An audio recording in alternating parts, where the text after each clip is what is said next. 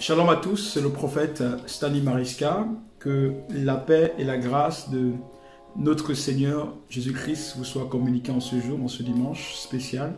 Je voudrais simplement, comme de manière habituelle chaque dimanche, vous faire le résumé du culte qu'on a eu ce matin, des questions ce matin, de continuer sur notre thème, bâtir l'homme spirituel. Nous sommes revenus sur quelques réalités spirituelles qu'on a pu évoquer la semaine dernière, parmi lesquelles que celui qui contrôle son monde spirituel contrôlera son monde physique. Celui qui contrôle son monde spirituel contrôlera son monde physique.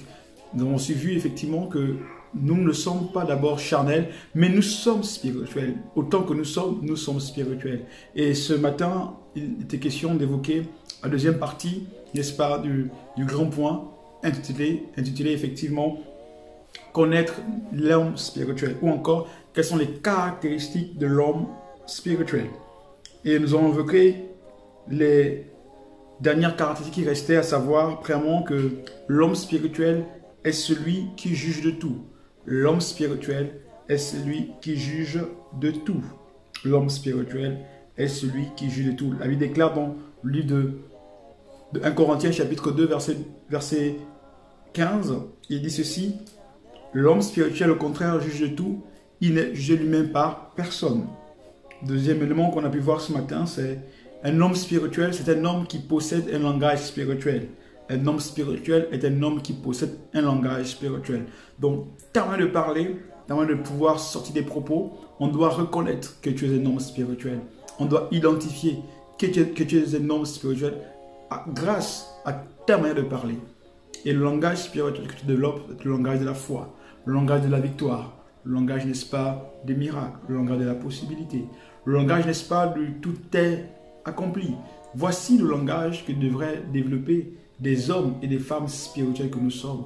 Nous devons adopter un autre langage, et c'est le langage céleste. Et la Bible déclare dans le livre de 1 Corinthiens, chapitre 2, toujours, de verset 12 au verset 13, il dit: or, nous n'avons pas reçu un esprit du monde, mais l'esprit qui vient de Dieu, afin que nous connaissions les choses que Dieu nous a données par sa grâce.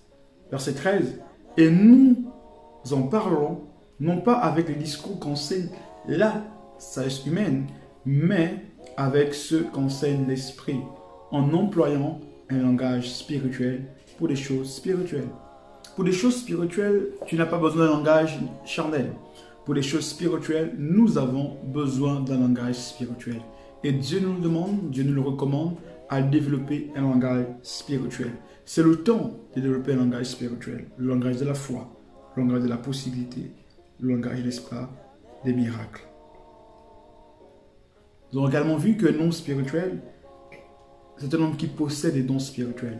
Paul dira dans le livre de Romains chapitre 1 verset 11, « Car je désire vous voir, pour vous communiquer quelques dons, afin que vous soyez affermis. » Nous devons comprendre qu'en tant qu'homme spirituel, nous devons avoir des dons spirituels. Les dons de miracles, dons de paroles de connaissance, dons de paroles de sagesse, etc., etc. Voici ce qu'un homme spirituel doit avoir, des dons spirituels. Et nous allons terminer en disant aussi qu'un homme spirituel est un homme qui est béni par des bénédictions spirituelles.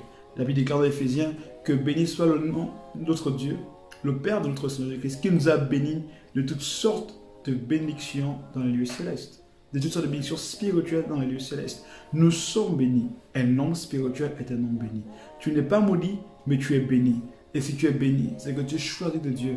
Et Dieu te connaît, Dieu connaît ton histoire, Dieu connaît ta vie. C'est le temps où tu dois comprendre que tu es un homme spirituel et que ce qui est charnel doit mourir et ce qui est spirituel doit croître et doit grandir. Voici les 10 caractéristiques qu'on a pu voir que composait un homme spirituel. Je vous invite simplement à nous suivre dimanche prochain pour voir la deuxième grande partie de ce thème, qui est intitulée effectivement comment développer son être spirituel et comment, n'est-ce pas, développer aussi son monde spirituel. Voici, n'est-ce pas, ce que nous allons voir dimanche prochain. Sur ce, que le Seigneur vous bénisse, qu'il vous garde et qu'il vous protège et qu'il vous donne encore, n'est-ce pas, la grâce de voir de très bonnes choses. Que Dieu bénisse votre semaine, qu'il bénisse votre journée, que le nom du Seigneur soit encore béni dans votre vie.